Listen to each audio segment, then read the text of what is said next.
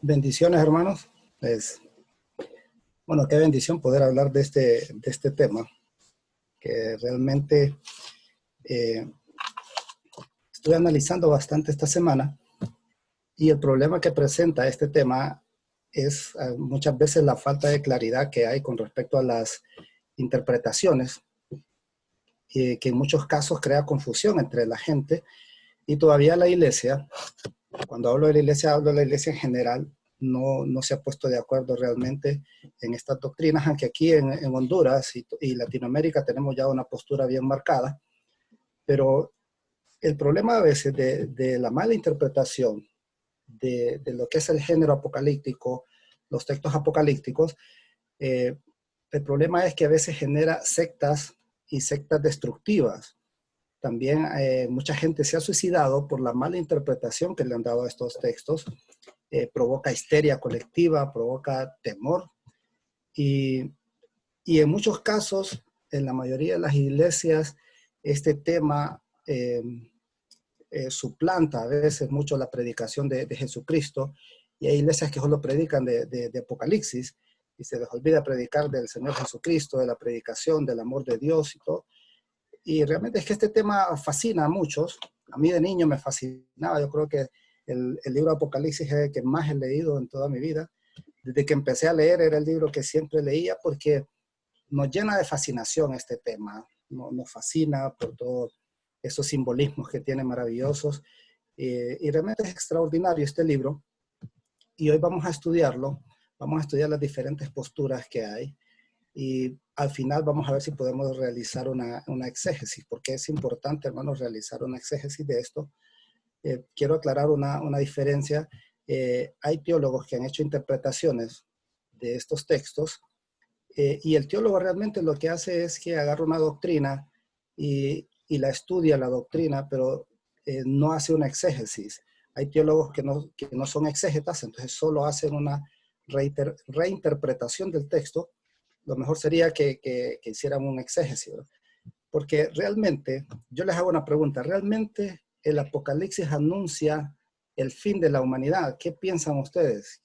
Quiero escucharlos, a ver qué dicen ustedes. El Apocalipsis es un libro que anuncia el fin de la humanidad.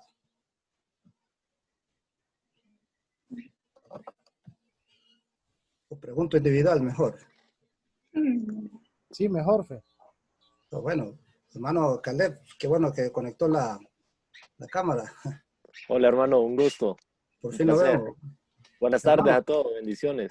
Dígame hermano. Hermano Caleb, ¿qué piensa usted? ¿El Apocalipsis realmente anuncia el fin de la humanidad? Es un libro que es para los últimos días del mundo. Sí, yo pensaría que sí, que anuncia como los tiempos venideros. Ok. Daniel Mejía. ¿Está por ahí Daniel? Daniel. Sí, aquí estoy. ¿Qué decir, Daniel? El Apocalipsis anuncia el fin. Bueno, es una pregunta muy complicada, la verdad, Fernando. Creo que en parte sí, pero no el fin como de todo, sino como una transición a, por decirlo así, a otra vida. O sea, como decía Caleb también, los tiempos venideros, los tiempos futuros. ¿Qué pasará con aquellas personas, bueno, los creyentes? ¿Qué pasa con las personas que no son creyentes?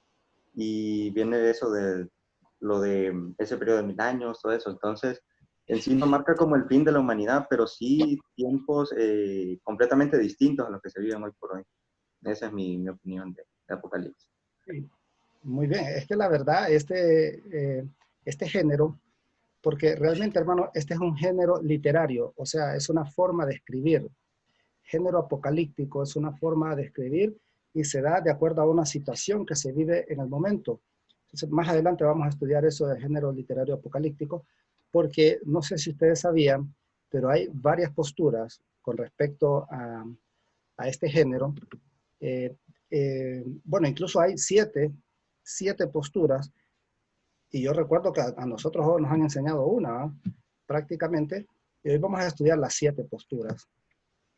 Las 7, algunas se parecen, pero algunas sí son contrariamente opuestas, que no se pueden conciliar esas posturas, y la cosa es que hoy bueno, nosotros decidamos y veamos cuál de estas posturas tiene más sentido lógico también, porque los escritos bíblicos son escritos espirituales y teológicos, pero también dan una razón lógica de las cosas. Y bien, vamos a empezar con la escatología, porque a nosotros nos ha enseñado que la escatología es el estudio de las cosas finales, de los últimos tiempos de la humanidad, pero en la historia de la iglesia no siempre fue así. Escatología viene de dos palabras griegas. La primera es logos, que ustedes ya saben que significa discurso, y la otra es eshatón o eshatón, que significa último definitivo, pero significa a último y definitivo, pero del momento presente de las personas a quienes se les está escribiendo el texto apocalíptico. Y al principio, en la primera iglesia, la escatología era vista como una teología de la esperanza. Recuerden que la iglesia naciente, la iglesia judeo-cristiana, era una iglesia perseguida, eran encarcelados y todo. Entonces se les tenía que dar una esperanza, y para eso surge la escatología, para darle una esperanza a los cristianos del primer siglo. Y de esa manera era vista la escatología. O sea, la escatología estudiaba los acontecimientos últimos, pero de las personas a quienes se les estaba escribiendo el texto. No se les escribía en un futuro lejano, sino que en un futuro, pero inmediato y presente.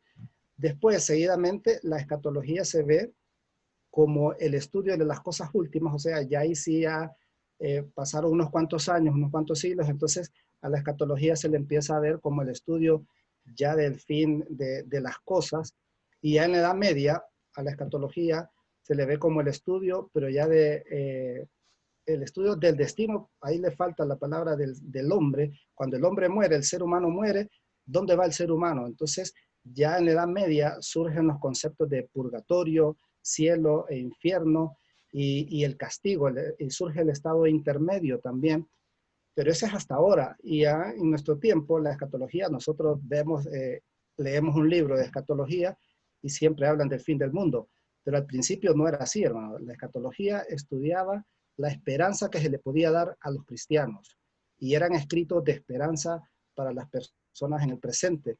Ahora se entiende la escatología como la teología de la muerte, que estudia el nexo entre la opción de libertad humana que realiza en su vida y la fijación definitiva, como el efecto que tiene la persona, o el efecto que va a tener la persona por la vida que ha tenido, y qué es lo que va a recibir después de la muerte. Entonces la escatología hoy en día busca dar una razón para lo que va a pasar después de la muerte. Y entonces surgen conceptos como que el concepto de inmortalidad del alma, o la resurrección de los muertos, surge el purgatorio, y nos empiezan a hablar del cielo, el infierno y todo eso que ustedes ya lo saben. Pero sí, lo que quiero que quede claro es que la escatología surge como un escrito para dar esperanza, no para el estudio de las cosas finales o las cosas últimas. Y en el primer siglo, por ejemplo, ya en la primera iglesia, esto era el concepto de escatología en el primer siglo y al segundo siglo. Mira, la escatología estudia la muerte física, porque recuerden, imagínense que ser cristiano en aquel tiempo, uno decía, bueno, yo soy cristiano, pero al día siguiente bien no podían matar a uno, porque a los cristianos los perseguían, los mataban. Entonces, como que no tenía mucha gracia decir que uno era cristiano y que lo mataran al día siguiente o inmediatamente lo podían matar, ¿verdad? Entonces la gente tenía miedo de convertirse al cristianismo, tenía miedo de decir que eran cristianos, por miedo a eso de que los metieran a la cárcel a sus familias, les quitaran todo lo que tenían también. Entonces la escatología, aparte de dar una esperanza, empieza también a estudiar lo que es la muerte física, estudia la segunda venida de Cristo, pero quiero aclarar que en el primer siglo, hermanos, cuando se estudiaba la escatología y se estudiaba la segunda venida de Cristo, se decía que la venida de Cristo iba a ser en el presente, inmediatamente, para las personas que estaban ahí. O sea que la primera iglesia, la iglesia judeo-cristiana, ellos se veían como la comunidad última, en el sentido de que en ese tiempo de ellos, Jesucristo iba a venir. Entonces ellos no esperaban una segunda venida de Cristo en el futuro, sino que en el presente de ellos mismos. Y esa era la esperanza que le daba la escatología, porque les decían, no se preocupen si son arrestados, no se preocupen si son muertos, porque ya viene el Señor Jesucristo y ya viene la resurrección. Ustedes, si mueren, van a surgir a una vida mejor. Entonces, ese era el consuelo que se le daba a la primera iglesia, y surge también ahí el concepto del alma de los muertos. Y el alma de los muertos se contrapone, hermanos, no tiene sentido. Por ejemplo, dar una doctrina del alma que el alma es inmortal con la resurrección. No pueden existir las dos teorías, hermano. O es una o es otra. La resurrección de los muertos es una esperanza, y es la esperanza cristiana. Y la inmortalidad del alma es solamente una teoría. Ahora, esta teoría del alma de los muertos se basa en el texto de Lucas, del joven rico, recuerdan ustedes, con Lázaro, ¿no? Que inmediatamente de que ellos mueren, uno pasa a la presencia de Abraham y el otro pasa al infierno, y dice que hay un abismo ahí y todo eso. Entonces, esta teología o esta doctrina de la inmortalidad del alma se basa en este texto, aunque en realidad este texto no se le considera una parábola, no es una parábola porque no reúne los requisitos de una parábola.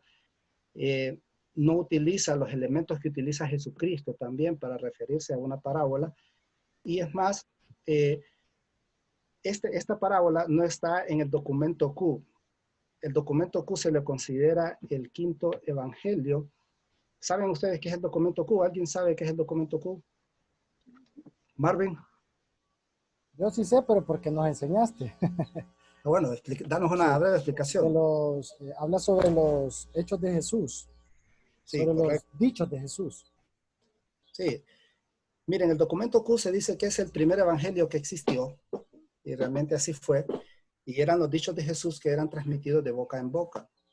Entonces, Marcos reúne todas esas historias del documento Q y escribe lo que es el primer evangelio. El primer evangelio que se escribió fue el de Marcos, hermano, no fue el de Mateo. Marcos fue el primero que se escribió, y Mateo y Lucas toman como referencia el evangelio de Marcos para escribir cada uno su propio evangelio.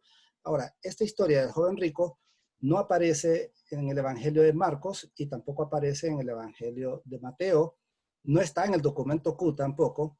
Entonces, esta historia es una historia propia de Lucas, y realmente no es una historia original, porque esta historia existe en unos textos griegos, existe en unos textos persas también, y es la misma historia.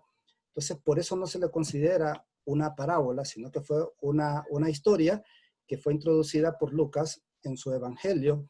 Entonces, por esa razón, como no se le considera palabras de Jesús a esta historia del joven rico, bueno, no vamos a hacer el estudio exegético de esa historia, pero por esa razón no se puede sacar una doctrina de la inmortalidad del alma con ese texto.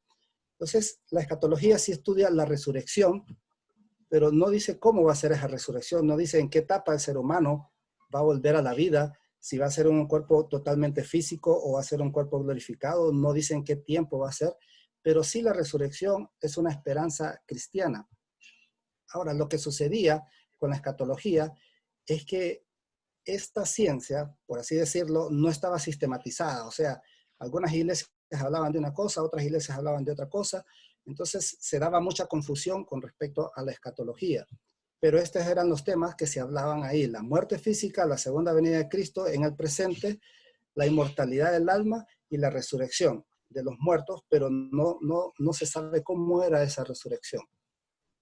Ya en el siglo V, con San Agustín, surge el quilianismo. El quilianismo se refiere a los 1000 años que Jesucristo va a gobernar aquí en la tierra. Y eso ya son conceptos que ya nosotros los hemos manejado. Esto se da del siglo V al siglo XVI. Se da la idea de la vida después de la muerte. Ahora, surge también el purgatorio y el estado intermedio. El estado intermedio es una doctrina y una teología que se ha difundido mucho, pero que se contrapone a lo que es la resurrección de los muertos. Por eso ya en la Reforma, ya con la Reforma de Martín Lutero, se habla más de lo que es la resurrección de los muertos y no de la inmortalidad del alma, y no de un estado intermedio. Porque, miren, la vez pasada hice un estudio yo con varias iglesias, y había una pregunta ahí: ¿a dónde va el alma después de que el ser humano muere? Entonces muchos decían, van a un lugar intermedio a esperar para ser juzgadas. Pero ese lugar intermedio la gente lo refería como al Seol o al Hades, y decía al infierno, y otros iban al seno de Abraham. Entonces, ya las almas ya estaban juzgadas ahí. Si algunas almas ya iban al purgatorio y otras al seno de Abraham, entonces ya habían sido juzgadas el alma, entonces no tenía sentido esperar un juicio final, porque ya las almas habían sido enjuiciadas, ya habían sido sentenciadas, ya se sabía quién se iba a ir para el cielo y quién se iba a ir para el infierno. Entonces, ¿para qué iba a resucitar la persona para ser juzgada si había sido juzgada desde el momento que muere, ya es juzgada la persona? Entonces, eso se da en el siglo V al XVI y se da una temporalidad con la salvación futura. O sea, se dice, el alma no muere del todo, sino que el alma va a un lugar intermedio a estar un tiempo ahí para después ver si va a tener la salvación futura o va a tener una condenación eterna, más bien. Pero ya con la reforma elimina estos conceptos y la reforma da el concepto de resurrección de los muertos y no de la inmortalidad del alma. Los católicos ya no hablan tampoco de la inmortalidad del alma, los católicos hablan de la resurrección de los muertos también. En la reforma se da lo que es la vida eterna y se habla de un juicio final, que las personas cuando mueren están en un estado de dormidos para después despertar, para ser juzgados y para ser enviados al infierno o al cielo. ¿Alguna pregunta hasta aquí, hermano? ¿O comentario? ¿Estamos bien? Buenas tardes. ¿Sí? Yo tenía un comentario que era sobre cuando están hablando sobre el purgatorio. Recordé que antes había, no me acuerdo el nombre de ese señor, pero él pedía dinero y decía que la moneda que caía en ese lugar era como que para que usted saliera del purgatorio, algo así, pero no recuerdo la persona. Sí, ese se llama John Tetzel o Juan Tetzel. Fue al que contrató el Papa León X, porque el Papa León X quería construir la Capilla Sistina y quería construir varios edificios. Entonces, John Tetzel o Juan Tetzel era una persona experta en lo que son las indulgencias. Entonces, John Tetzel decía, bueno, en el purgatorio todas las personas van al purgatorio. Ahora imagínense esa imagen que está ahí, imagínense, y en aquel tiempo no había televisión, no había internet. Y lo que hacían ellos, era bien creativo este Juan Tetzel, porque hacía figuras o pinturas del infierno y les ponía las figuras humanas. Y él decía, ahora imagínense a sus abuelitos que están en ese infierno. Se están quemando, dice. No escuchan los gritos de sus familiares que se están quemándolos. Entonces, y solo por unas cuantas monedas ustedes van a dejar que sus abuelos se queden en ese infierno. Entonces, la salvación tenía que ver con dinero. Juan Tetzel decía, cada vez que usted deposita una moneda para sacar a su familiar del infierno, las almas están siendo liberadas. Cada vez que suena una moneda en la cacerola, decía él, las almas están siendo liberadas del infierno. ¿Qué sucedía con esto? Que la gente pobre y no tenía que pagar, bueno, quedaba en el infierno de por vida, ¿va? Y los ricos sí, ¿va? Los ricos pagaban de un solo, hasta crédito daban en ese tiempo, usted podía pagar por cuotas, sacar a su familiar, y uno tenía que procurar que cuando uno muriera, también tenía que alguien sacarlo a uno, porque imagínense, uno se moría y no había ningún familiar que lo sacara de ahí, que no hubiera un familiar que pagara. O sea, esto era para sacar dinero y esto se le llamaba las indulgencias y por eso Martín Lutero dio la reforma protestante. Martín Lutero no quería dividir la iglesia, ¿sí? Pero sí se dividió la iglesia protestante, la iglesia católica romana, pero también está la otra católica, la otra iglesia, perdón, la iglesia ortodoxa. Sí, Fer, perdón. ¿Sí? Creo que Obed Nolasco levantó la mano. No sé si va a opinar. Sí, hermano. No, negativo, hermano, negativo. Disculpen, Okay. disculpen la hora de llegada. Bien, hermano. Bien, ¿no hay comentarios, hermano? ¿Preguntas? Una pregunta, Fer, ¿cómo mantuvo este señor esa teoría? Porque sabemos que Martín Lutero la eliminó, pero ¿cómo demostraba él esto? Pues de que las personas le pagaban y iba a descansar. O sea, ¿qué método de demostración tenía él para que le siguieran creyendo? Bueno, es que la cosa era que la Iglesia Católica había determinado que nadie podía tener la Biblia. O sea, la Biblia estaba en latín. un idioma que nadie podía leerlo, la gente no podía leer la Biblia, incluso la Biblia solo la tenían en la iglesia nada más y solo podían leerla algunos. Por ejemplo, Martín Lutero al principio, él no podía leer la Biblia también. Hasta muchos años después es que él pudo leer la Biblia, entonces se fue dando cuenta ahí de todas las cosas erróneas que había estado predicando la iglesia. Entonces, claro, si la gente no tiene conocimiento, la gente va a creer todo lo que se le diga. Entonces llegaba este hombre, Juan Tetzel, con esas imágenes ahí del infierno y todo. Entonces la gente creía eso porque para la gente el Papa era la voz de Dios aquí en la tierra. Y hoy en día también hay líderes, hay pastores que la gente los toma como la voz de Dios y realmente eso somos nosotros. Pero también uno tiene que ver realmente si esas cosas están en la Biblia o no. Realmente hay que analizar de una manera correcta todas estas posturas, ¿verdad? Sí sacaron mucho dinero, porque sí, aunque la iglesia quedó en bancarrota en ese tiempo por este Papa Juan X, ¿no? Ahora, imagínense esa doctrina que se le daba a la gente. Cuando usted pagaba, ya terminaba de pagar todas las cuotas para que usted saliera del purgatorio o que su familiar saliera del purgatorio, le daban un papel a uno. Y ese papel constituía que usted ya no tenía que ir a pasar al purgatorio, sino que iba directamente al cielo. Entonces era una manera fácil de sacar dinero, aunque hoy en día se repite, ¿verdad? Esa historia. Eso te iba a comentar, perdón, Fer, que tal Sí. vez no le venden la idea de que la persona va a descansar en paz, pero sí le dicen, compre este pañuelo que le va a dar la bendición de la sanidad. Y hay gente que compra el pañuelo o le dicen que deposite en tal lugar y que Dios lo va a sanar por ese valor de dinero y se sigue repitiendo esa doctrina o ese pensamiento. Sí, y estamos relacionando siempre a Dios con la prosperidad, con el dinero y todo eso. Y bueno, son doctrinas que vienen del catolicismo, ¿verdad? Eso. Entonces, eso es lo que se daba a la escatología. Imagínense cómo se corrompió la escatología ya en ese tiempo, ¿verdad? Porque surgió para dar esperanza a los cristianos. Por ejemplo, el Apocalipsis más bien debería de ser como un evangelio también, porque son buenas nuevas lo que anuncia el evangelio, pero nosotros lo hemos relacionado al Apocalipsis como un libro de juicio, un libro de desastre, un libro que da miedo. A mí me daba miedo cuando predicaban del Apocalipsis, pero ahora no, porque ahora veo que realmente es un libro que trae buenas nuevas y trae esperanza para los cristianos. Y entonces, hermanos, se dan algunas posturas. Estas son 4 posturas. Ya vamos a ver otras 3. Son 4 posturas que se dan con respecto a la interpretación escatológica o la interpretación del Apocalipsis también.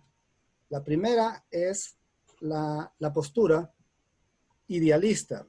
Esta postura dice que el Apocalipsis pretende solamente enseñar principios espirituales fundamentales entre el bien y el mal.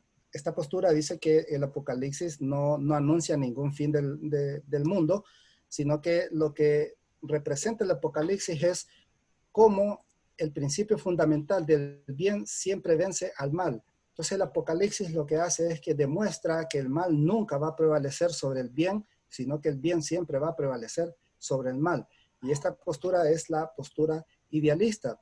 No ve el Apocalipsis como un libro profético, no es profético para ellos, sino que de principios espirituales entre el bien y el mal nada más. La otra postura, la postura histórica, esta postura ve en el Apocalipsis eventos continuos en toda la historia y estos eventos son relevantes para la iglesia. O sea que esta postura dice que estos eventos del Apocalipsis se van a estar repitiendo para la iglesia siempre, ¿verdad? Así como se repitieron para la iglesia en el primer siglo, se van a ir repitiendo para la iglesia del segundo siglo, el tercer siglo, y siempre, cada vez que haya un evento, va a ser relevante para la iglesia y entonces lo ven a través del Apocalipsis ellos. Esa es la postura histórica. Está la postura futurista, que esta es la más difundida entre nosotros, los cristianos evangélicos, la que más se usa. Esta postura le da un sentido totalmente literal al Apocalipsis. O sea, y dice que todos los hechos que están en el Apocalipsis no han pasado, pero que pasarán en un futuro. Y literalmente esta postura, todo lo que sale ahí lo agarra literal, literalmente son 1000 años que van a ver aquí que va a gobernar Jesucristo y que va a ser encarcelado el diablo o Satanás. Y dice, y esta postura, la futurista, es la más usada, es la que conocemos todos hoy entre los cristianos evangélicos. Y quien la difundió, quien creó esta postura fue Charles Scofield. Él nació en agosto 19 de 1943 y murió en 1921. En realidad, esta postura es muy nueva, hermano. Prácticamente es del siglo XX, esta postura, la postura futurista, y es la que nos han difundido a nosotros, porque se desarrolló en Estados Unidos y nosotros, Latinoamérica, hemos adoptado prácticamente toda la teología de Estados Unidos. A nosotros casi no nos llegó la teología europea, la teología inglesa, por ejemplo, la teología alemana y francesa. Hasta hace poco uno empieza a estudiar este tipo de teología, y nosotros la que más se difundió fue la teología estadounidense. Entonces la desarrolló Scofield. También la otra postura es la crítica o la preterista. Y esta postura describe la apocalíptica sobre los hechos del primer siglo bajo el contexto particular de la historia. Lo que quiere decir esto, que esta postura dice que el Apocalipsis describe acontecimientos que pasaron, todos estos acontecimientos ocurrieron en el primer siglo de la iglesia, y todo lo que está ahí está bajo el contexto de la iglesia del primer siglo. Estas son 4 posturas que se estudian mucho, ya vamos a ver las otras 3, se parecen, pero si ustedes pueden ver, las 4 son totalmente diferentes. Son totalmente diferentes, y ahora uno podría decir, bueno, ¿y cuál es la correcta? ¿Cuál es que debo tomar yo? ¿Cuál será la que debo predicar, tomar en mi corazón y estudiar? Bueno, realmente había que hacer un estudio de las 4 para ver porque no todas están equivocadas en el sentido de que todo lo que está ahí es malo, hermano. Pero sí tienen cositas que hay que irlas sacando para crear una sola postura. Ahora, ¿qué piensan ustedes de esas 4 posturas hermenéuticas escatológicas? ¿Habían escuchado esas? Sí. Perdón, hay una participación del hermano Obed que quiere hacer una consulta. Sí. Sí, hermano. Oye, buenas tardes, hermano.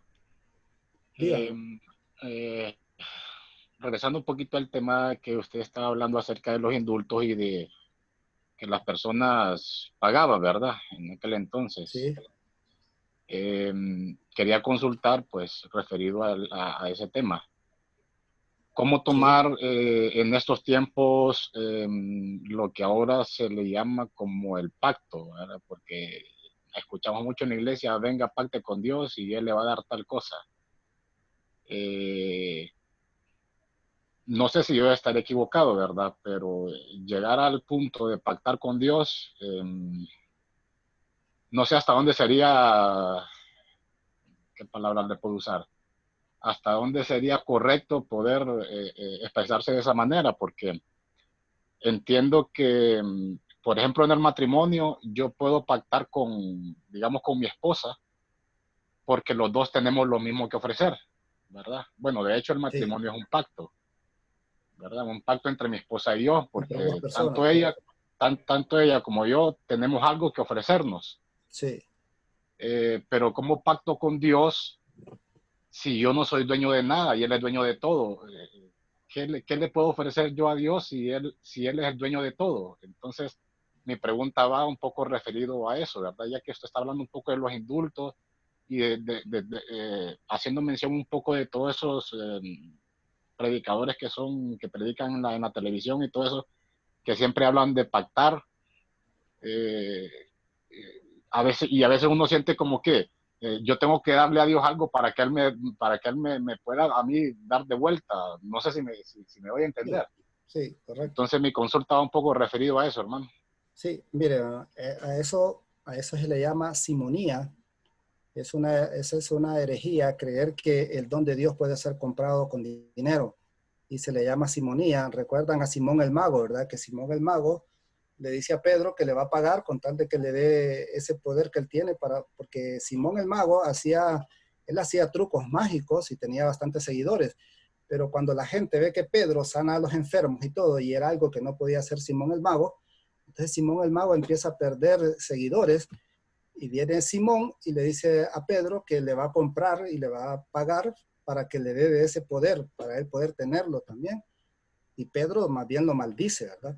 Entonces, creer que uno puede comprar el don de Dios con dinero, esa es una herejía que se llama simonía. Bueno, esa es una herejía y está en la Biblia. Y los pactos, Dios es un Dios de pactos y eso es una verdad bíblica, pero los pactos que hacía Dios eran siempre colectivos, no eran individuales para una persona, sino que tenían que ver en colectivo para toda una nación. En el caso de Abraham, el pacto que Dios hizo con Abraham era para toda la humanidad. Dice, en ti serán benditas todas las naciones del mundo. O sea, que era general, era un pacto general. Entonces, pero ya personal, eso ya no. Lo que sí puedo hacer yo, ese es un voto, pero no un pacto, porque en Eclesiastés y en Proverbios habla de los votos y dice, cuando hagas un voto a Dios o hagas una promesa, no tardes en cumplirla, porque Dios no se complace de los insensatos. Entonces, yo puedo hacer un voto a Dios, decirle, Señor, si me concedes esto, yo voy a hacer tal cosa. Pero un pacto no, porque un pacto es colectivo, y yo no puedo comprar el don de Dios. Esa es una herejía, hermano Bet. Y si las personas piensan que pueden comprar el don de Dios, pues eso se le llama simonía. Eso es una herejía que está en la Biblia, ¿verdad? Sí, hermano, le comento lo siguiente porque por lo que yo he logrado, digamos, estudiar y leer en la Biblia, en el Antiguo Testamento, ¿verdad? Que se hablaba bastante de pactos, yo me he dado cuenta que quien pactaba siempre era Dios con nosotros, con Dios Sí, con el ser humano, Él pactaba, pero no al contrario, no nosotros con Él. sí, correcto. Y realmente Dios lo que exigía era obediencia en los pactos, ¿verdad? Era obediencia nada más, porque como usted dice, ¿qué le podemos dar a Dios? Solamente un corazón dispuesto a obedecer. Y el pacto quien lo hace es Dios. Yo lo que puedo hacer es un voto, nada más. Así que es incorrecto pensar, hermano, que uno puede comprar el don de Dios con dinero. Dice el hermano Arístides que sí, la postura futurista, de ahí surge el dispensacionalismo, que ya lo vamos a ver un poquito más adelante. El dispensacionalismo, el premilenialismo. Es que, miren, hermano, hay un montón de posturas con respecto a esto del Apocalipsis, a esto del fin del mundo. Y cuando uno llega yo cuando llegué a estudiar al seminario, el primer día que llego, me dicen unos muchachos que estaban ahí, ¿y vos qué sos? Me dice, ¿sos premilenialista o amilenialista? Me dice. Y yo ni sabía qué era eso, pues ni por cerca. Y uno tenía que tomar una postura, ¿verdad? Porque tenía que ser o premilenialista, milenialista. Y la cuestión es que después uno se da cuenta que no es ni nada, ¿verdad? Pero uno sí tiene, a veces es llevado a tomar una postura. Nosotros tenemos postura de estas, la iglesia tiene posturas con respecto a estas doctrinas escatológicas. Entonces, de aquí surge, miren, de esas posturas y más de la postura futurista, que es la que tenemos nosotros aquí en Latinoamérica, la doctrina del rapto, por ejemplo, y la venida de Cristo. Entonces, también se toman posturas con respecto a esto y surge el premilenialismo, que es una postura futurista. Dice que el rapto y la venida de Cristo van a suceder antes del milenio. Recuerden que el premilenialismo surge de la postura futurista, entonces que cree que todo el Apocalipsis es literal, entonces que va a haber un milenio y ese milenio Jesucristo va a venir a reinar aquí a la tierra, pero esta postura, el premilenialismo, dice que el rapto va a suceder antes del milenio y la venida de Cristo también va a suceder antes del milenio. Ahora la cuestión aquí es que como que Jesucristo viene dos veces y los que se contraponen a esta postura dicen, ¿cómo va a venir Jesucristo a llevar la iglesia? Y la cuestión es que los que se oponen son los mismos futuristas también, ¿verdad? Dice, ¿cómo va a venir Jesucristo? Se va a llevar a la iglesia y después va a volver otra vez para reinar 1000 años con ella y después otra vez. Entonces son posturas, ¿verdad? De esta, el premilenialismo, surge el amilenialismo y esta tiene rasgos idealistas también, aunque es futurista también, pero tiene rasgos idealistas. Y esta dice que el rapto y la venida de Cristo van a suceder al mismo tiempo. Es diferente a la premilenialista, porque dice que el rapto y la venida van a venir de un solo, y que el milenio es algo simbólico, o sea que el milenio no existe para ellos, sino que solo es un número simbólico nada más. Esto es lo que dicen los amilenialistas. Y los postmilenialistas dicen que el rapto y la venida de Cristo va a suceder después del milenio, o sea, va a venir el milenio primero y después va a venir el rapto y después la segunda venida de Cristo. Miren, los padres de la iglesia realmente fueron los que acuñaron el término milenarismo y era el único conocido hasta el siglo XIX. O sea que esto, hermanos, del premilenialismo y amilenialismo son posturas del siglo XX. O sea, son posturas que no manejaban los apóstoles, no manejaban los padres de la iglesia, los doctores de la iglesia, los obispos, sino que son posturas que surgieron entre el siglo XIX y en el siglo XX. Son posturas recientes. Esto de amilenialismo, premilenialismo. Lo que sí dijeron los padres es el milenarismo, que se refería a los 1000 años, nada más. Y como vimos que San Agustín fue uno de los precursores cuando introdujo el término kilianismo, ¿verdad? ¿Hay comentarios, Marvin? Bueno, yo tengo uno, pero ya voy a leer, creo que hay otros aquí también. Lo que Sí. decía del rapto es que en la Biblia se encuentra la palabra arrebatamiento. Nosotros siempre decimos rapto. Porque rapto lo asociamos a cuando Jesús dijo que vendría como ladrón en la noche. Entonces lo asociamos a eso para decir que Jesús nos va a raptar, pero la palabra que encuentro en la Biblia es arrebatamiento. Entonces, no, solamente ese comentario. Carlos Osorio, no sé si ya leíste esta parte vos. Cabe mencionar la interpretación futurista. Léelo. Dice, cabe mencionar que la interpretación futurista de Apocalipsis está estrechamente relacionada con el sistema dispensacional. Sí. Para el amilenialismo, el reino milenial está presente ahora. Es el periodo entre la primera venida y la segunda. Sí, correcto. Los amilenialistas no creen en el milenio, como está en el Apocalipsis, que dice que es el tiempo que va a gobernar Jesucristo aquí con la iglesia, 1000 años, y que dice que Satanás va a ser encarcelado por 1000 años y después va a ser suelto otra vez. Entonces, esta postura, hermano, viene de la postura futurista, para que vayamos entendiendo. Recuerden que vimos 4 posturas, recuerdan. La postura idealista, esa postura solo dice que el Apocalipsis enseña nada más principios fundamentales espirituales entre el bien y el mal.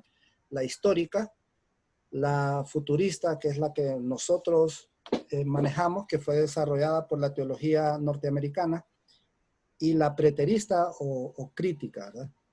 Y el premilenialismo y amilenialismo surgen de estas posturas futuristas, y como dice el pastor Arístides, es correcto, de aquí sale también el dispensacionalismo, que ya lo vamos a estudiar acá. Entonces, mire, el premilenialismo dispensacionalista se divide en dos, en el clásico y el progresivo. Y surge, o sea, el premilenialismo dispensacional inicia alrededor de 1830. O sea, hay que entender, hermanos, que estas doctrinas, premilenialismo y dispensacionalismo, no son doctrinas que manejaban los padres de la iglesia, no son doctrinas que manejaban los apóstoles, sino que son posturas más recientes de interpretaciones del Apocalipsis, ¿verdad? Lo que hay que ver es que si realmente estas interpretaciones fueron hechas bajo un estudio exegético o no, ¿verdad? Y eso es lo que nosotros tenemos que hacer y de igual manera las otras 4. Pero estamos enfocándonos un poco más en esta porque es la que más se ha difundido aquí entre Latinoamérica, ¿verdad? Ahora, el premilenialismo dispensacionalista surgió alrededor del año 1830, como fue planteada por John Nelson Darby, y simplificando esta postura, podríamos decir que el premilenialismo dispensacional entiende, por ejemplo, que la nación de Israel va a ser salva. A como dé lugar, la nación de Israel va a volver a tener ese lugar de privilegio que tuvo en el tiempo de David, donde gobernaba casi todo.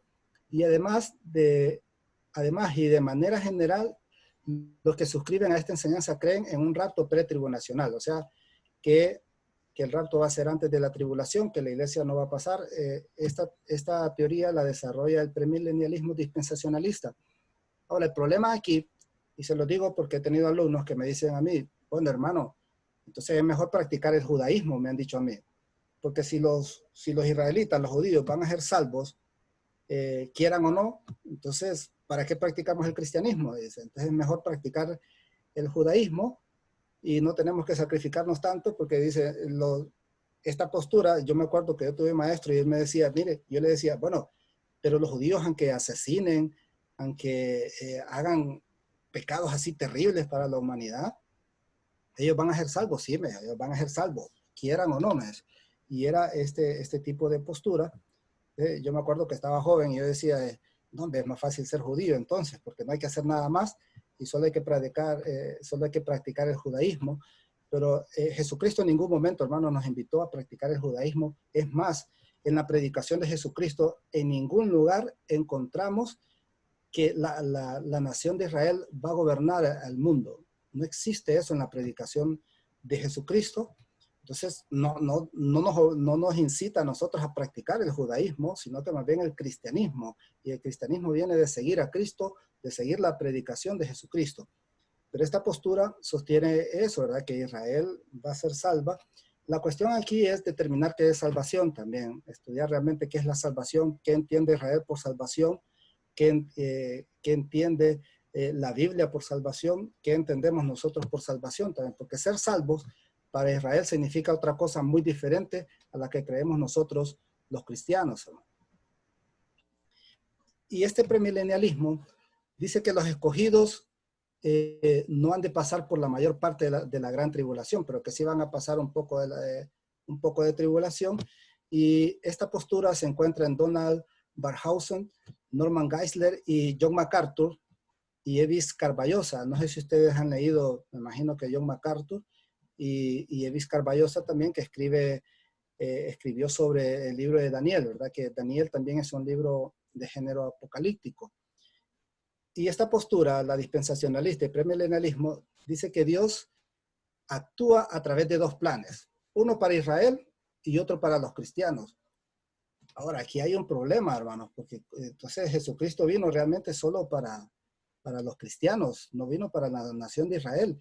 Yo recuerdo un maestro que yo le pregunté, bueno, un alumno le preguntó, maestro, pero ¿qué hubiese pasado? Le dice, si los israelitas hubiesen aceptado la predicación de Jesucristo.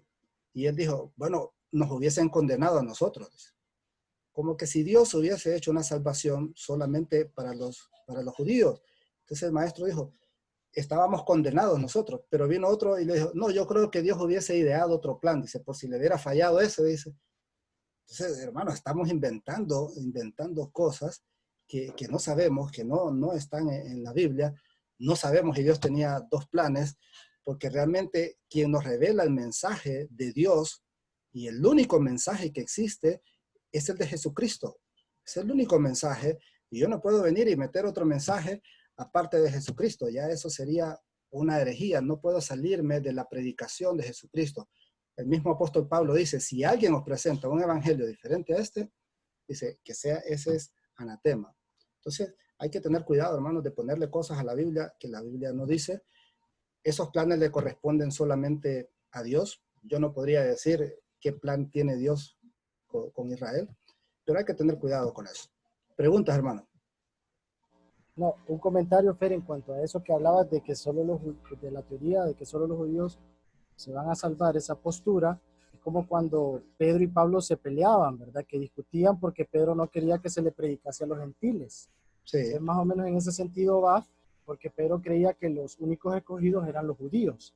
Entonces va en ese sentido y siempre, o sea, relacionándolo, el hombre ha tratado, no en general, pero algunos, de ver a Dios como Dios que tiene favoritos. Y la verdad es que lo que vos comentabas, Jesús murió por todos y Dios también nos ama a todos. No es que al pueblo de Israel o solo a los hondureños o solo a los alemanes, sino a todo el mundo en general. Por eso dice, de tal manera amó Dios al mundo, porque es para todos. Sí. Sí, la promesa que le dio a Abraham es para toda la humanidad, o sea, y abarcaba a toda la humanidad, no solo a un grupo de personas. Entonces, bueno, más adelante vamos a ver cómo se escriben algunos textos bíblicos, cómo se desarrolla, quiénes los escribieron, por qué los escribieron de esa manera. Entonces, bien, sigamos con el premilenialismo. Después surge, bueno, ahí mismo con el premilenialismo surge el dispensacionalismo clásico, y este desarrolla las doctrinas del rapto. O sea, hermanos, si yo les pregunto a ustedes cuándo se desarrolló esta doctrina del rapto que conocemos nosotros hoy en día, ¿quién sabe cuándo se desarrolló? Bueno, ya lo vimos ahorita, ¿eh? Pero ¿quién sabe cuándo se desarrolló? Ahora, el problema hay, hermanos, que estas 4 posturas que están allá del Apocalipsis, cada una de ellas va a agarrar el texto y va a demostrar que ellos tienen razón. O sea, las 4 posturas agarran textos y los tuercen un poquito para demostrar que cada una tiene razón. Lo que hay que hacer nosotros, y creo que es lo correcto, hermano, y se debería hacer de esa manera, desarrollar un estudio exegético de los libros apocalípticos, del género apocalíptico, para sacar una doctrina que se acerque un poquito más a lo que el autor de estos textos quiso decir realmente. Sí, Marvin. No, de lo que preguntabas anteriormente, creo que la más antigua es esta de las dispensaciones, ¿verdad? Como 120 años creo que calculé más o menos, que es la más antigua y la que... ¿Cuál? Esta de las dispensaciones. Creo que es la más antigua, ¿no? No. Recuerden que más bien esta, la del premilenialismo y dispensacionalismo, surgió en el siglo XIX y el siglo XX. O sea, es una postura realmente casi nueva. La más usada más bien por los padres de la iglesia. Los padres de la iglesia utilizaban la que era la idealista, y ya vamos a ver una que usaban también los padres de la iglesia, pero estas fueron desarrolladas por Scofield y otro grupo de dispensacionalistas.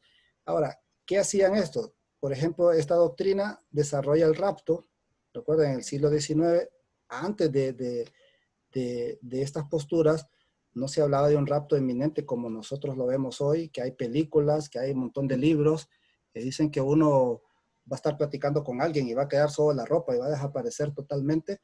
Esta doctrina surge con el premilenialismo dispensacionalista. Y esta doctrina dice que Dios se comunica, o Dios realiza su plan a través de 7 dispensaciones.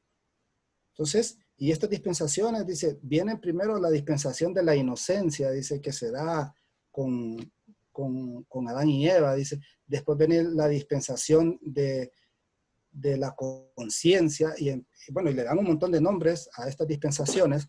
Yo no recuerdo, hermano, cuáles son las dispensaciones, las estudié un tiempo, pero son interpretaciones, pero interpretaciones no exegéticas estas de las dispensaciones. La cosa es que esto se ha difundido bastante. La mayoría de maestros que tuve yo, bueno, manejan esta postura dispensacionalista. También esta postura habla de las 70 semanas de Daniel, y hemos escuchado, yo escucho a cada rato que dicen, estamos en la semana 69, dice, estamos en la semana 70 ahora. Ahora, no sé cómo interpretaron este texto de las 70 semanas, porque algunos hasta le ponen ahí que la primera semana se refiere a tal cosa y que la segunda semana a tal cosa. Realmente, ¿qué se refería Daniel cuando escribió las 70 semanas? O sea, lo que hay que hacer nosotros es ir a ese texto y ver qué estaba refiriéndose Daniel cuando escribió las 70 semanas. ¿A qué se estaba refiriendo Daniel? ¿Por qué ese número de 70 semanas?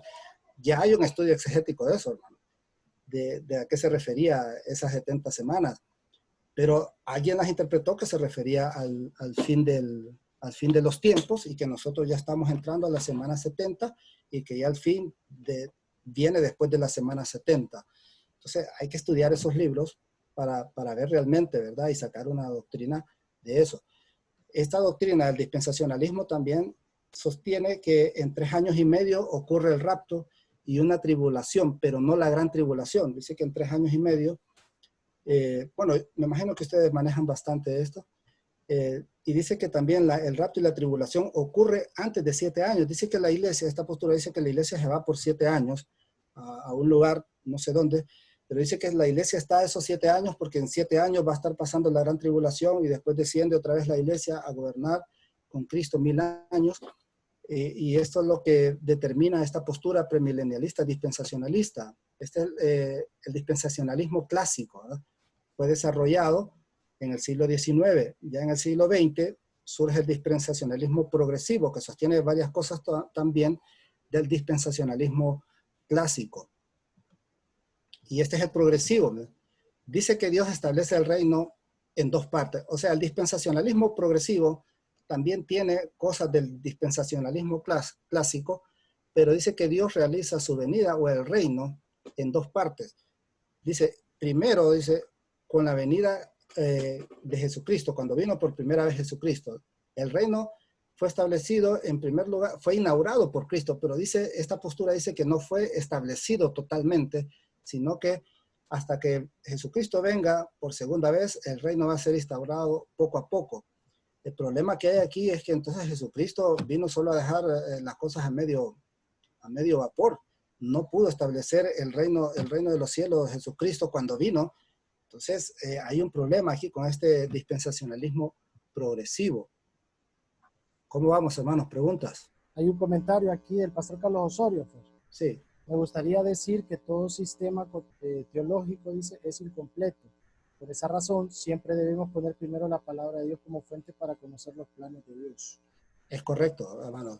Mire, la Biblia, el mensaje bíblico es infalible, y una postura no puede tomar el lugar de autoridad bíblica, porque simplemente es una postura.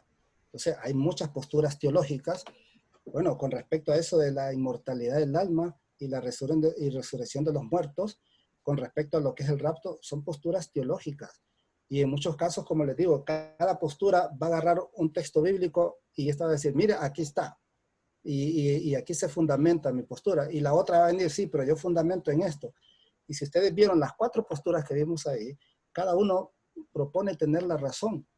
Cada uno dice, no, esto es lo verdadero, esto es lo verdadero y esto es lo verdadero. Entonces, es un problema.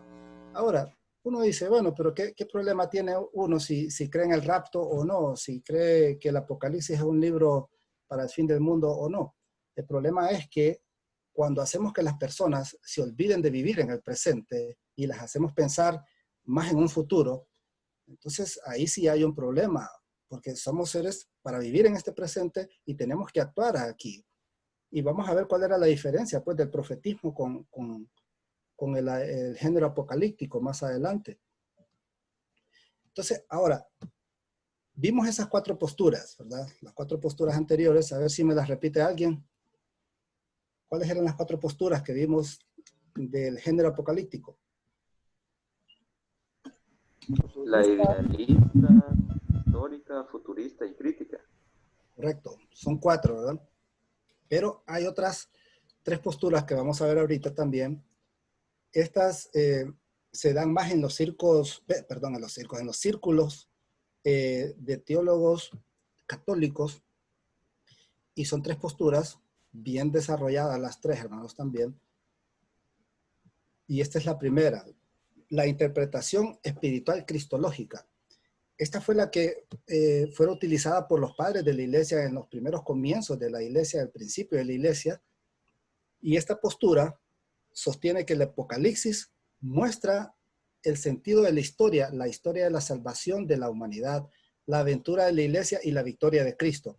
Esta postura sostiene que el Apocalipsis es como un evangelio, donde se demuestra la salvación del ser humano y demuestra el plan de Dios para la humanidad también, y demuestra cómo Cristo venció al mal también.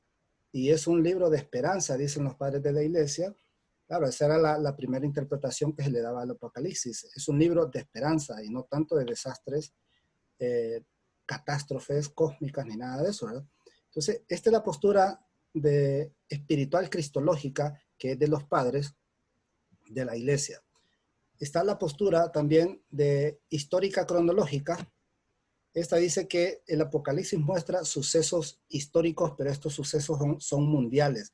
O sea que no es solo para una determinada parte de la humanidad. Y esta postura dice que es un libro para iniciados nada más. O sea que no es cualquier persona que puede interpretar este libro. Tiene solamente, y este libro, dice, tiene investidura profética. O sea que este libro es totalmente profético. Todo lo que está ahí es profecía. Y ya vamos a ver más adelante si realmente el Apocalipsis es un libro profético o no. La postura histórico-cronológica también dice que es una nueva revelación.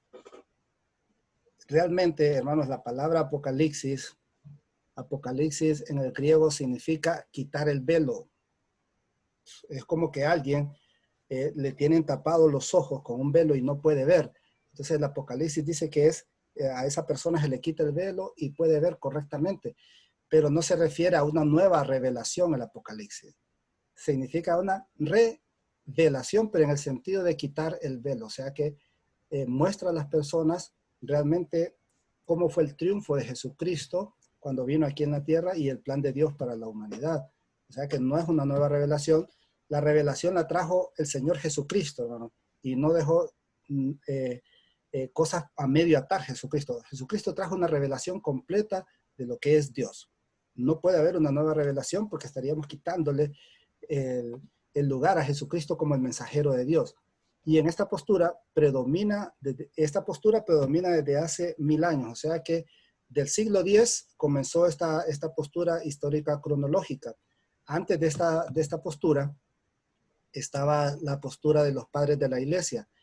De esta postura surge lo que es la postura futurista, de la postura histórica cronológica.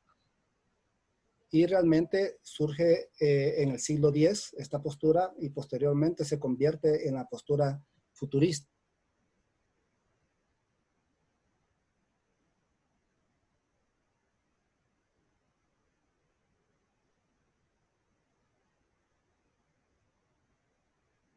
Se pone en el lugar del escritor del Apocalipsis, busca cuáles eran las situaciones individuales que habían ahí con respecto a lo social, lo político, qué es lo que estaba sucediendo para que el autor del Apocalipsis determinara escribir, el mismo libro, ¿no?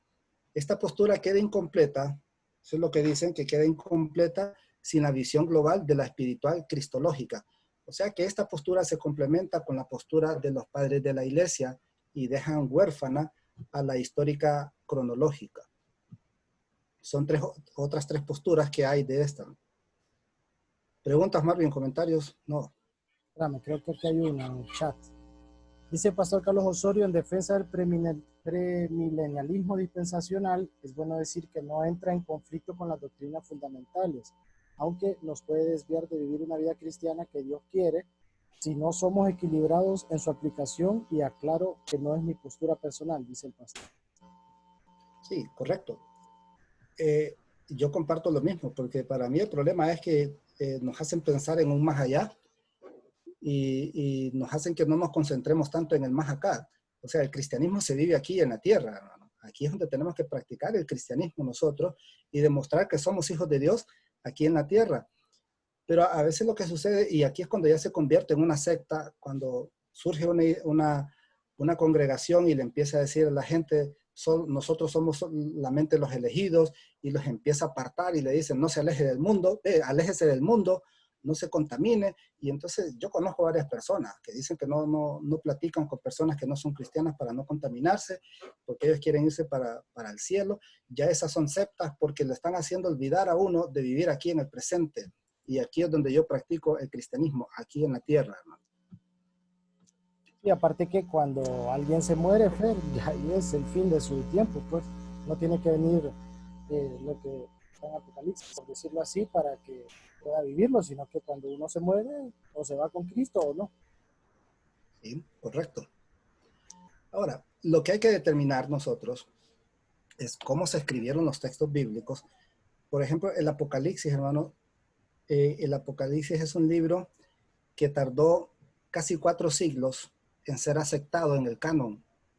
O sea, las primeras iglesias que habían creado un canon no tenían en el Apocalipsis, o sea que el Apocalipsis estuvo prácticamente 4 siglos, casi 4 siglos, que no era estudiado en las iglesias. O sea que todas las doctrinas y posturas que tenemos hoy nosotros del Apocalipsis no eran practicadas, hermanos, por las primeras iglesias, imagínense. Porque algunas iglesias no lo aceptaban. Fue ya cuando Constantino decide crear un canon y determinarlo como el canon ya bíblico del cristianismo, el libro sagrado del cristianismo, es que se incluye el Apocalipsis, pero algunas iglesias todavía no lo aceptaban. Fue hasta siglos después que ya todas las iglesias empezaron a aceptar el Apocalipsis. Entonces, por eso no vemos muchas posturas con respecto a los apóstoles o a los padres de la iglesia. Algunos sí los estudiaban, pero como les digo, no estaba sistematizado eso porque no se consideraba como un libro canónico todavía, el libro de Apocalipsis. Entonces, para entender esto del Apocalipsis y antes de hacer el exégesis y todo eso, tenemos que ver cómo se escribieron los textos bíblicos, ¿verdad? Porque yo recuerdo de niño, a mí me enseñaban en la iglesia que Dios ya había escrito en el cielo la Biblia y se la había dado aquí a Moisés. Y eso es lo que me habían enseñado a mí.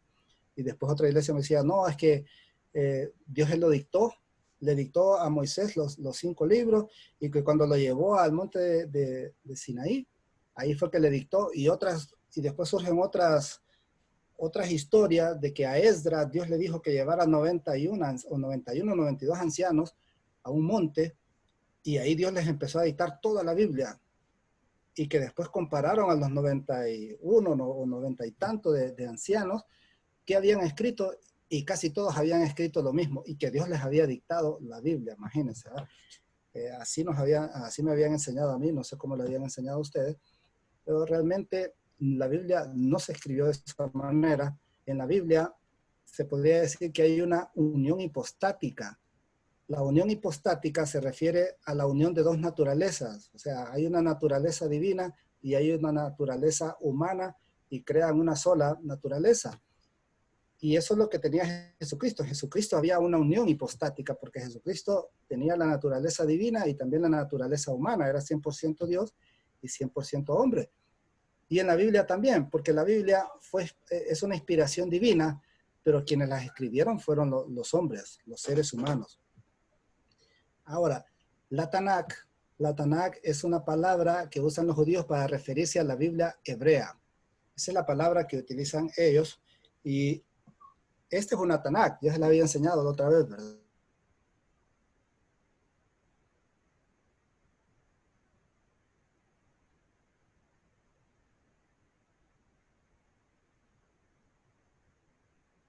Y los Ketubim. La Torá se refiere a los 6 libros del Hexateuco. Nosotros nos habían enseñado que eran 5 libros y decíamos el Pentateuco de Moisés, pero realmente es Hexateuco, hermanos, porque en el libro se incluye el libro de Josué, porque en el libro de Josué vemos que Dios cumplió totalmente todo lo que les prometió a la nación de Israel. Y dice en Josué que no quedó nada que Dios no les cumpliese a Israel. Entonces, por eso se le llama Hexateuco, porque ahí está toda la ley en los 6 libros. O sea que a los 5 libros del Pentateuco hay que unirle también al de Josué. Los Neviín se les conoce como los profetas y se divide entre los profetas anteriores como jueces, reyes, Samuel, y también entre los profetas posteriores que son Isaías, Jeremías, Ezequiel y el libro de los 12 también. Esos son los Neviín. Y los Ketubim se considera que son otros escritos también, pero lo más importante para los judíos son la Torá y los Neviín.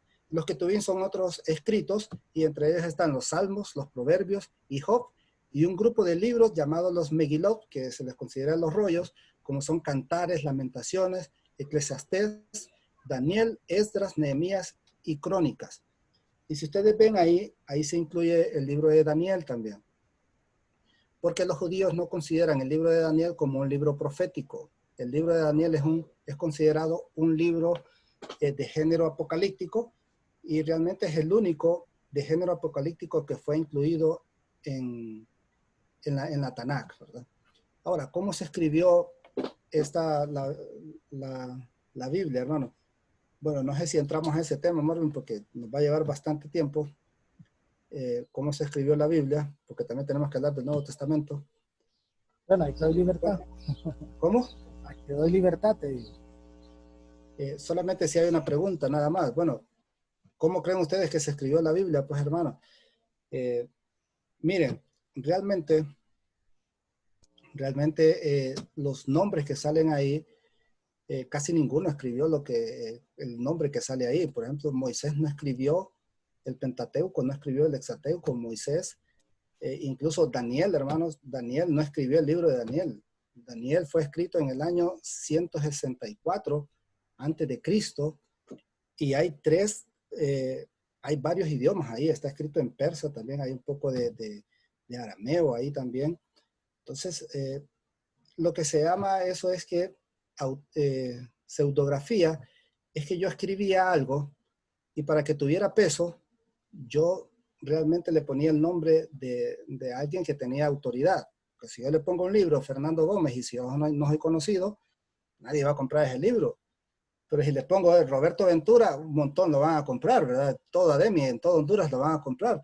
Entonces, y yo como quería promover mi doctrina, entonces, o mis escritos, decía, bueno, este lo escribió el pastor Roberto Ventura, y así lo podían comprar más personas.